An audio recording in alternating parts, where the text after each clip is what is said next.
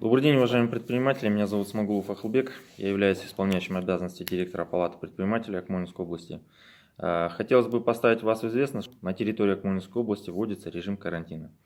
Что под собой он подразумевает? То есть после введения данного режима на территории Акмолинской области приостанавливается деятельность следующих видов, следующих организаций.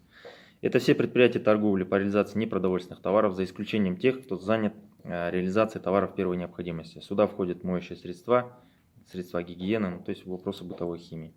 Детские центры, детские игровые площадки, организации внешкольного дополнительного образования, центр развития, компьютерные клубы, центр семейного отдыха, кинотеатры, театры, ночные клубы, фитнес-центры, тренажерные залы, парки, скверы, любые другие развлекательные и спортивные объекты с массовым пребыванием людей. Ломбарды, букмекерские конторы, спортивные комплексы, санаторно-курортные объекты, туристические объекты, кальянные заведения, общественные бани и бассейны. Деятельность данных организаций с сегодняшнего дня будет приостановлена. Единственное, продолжит осуществлять деятельность это торговые точки, кто у нас занимается реализацией продовольственных товаров.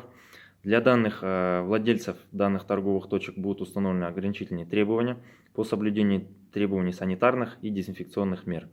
Кроме того, работники данных организаций будут обязаны иметь при себе, иметь в наличии средства индивидуальной защиты, на рабочем месте присутствовать в масках, перчатках, иметь санитайзеры.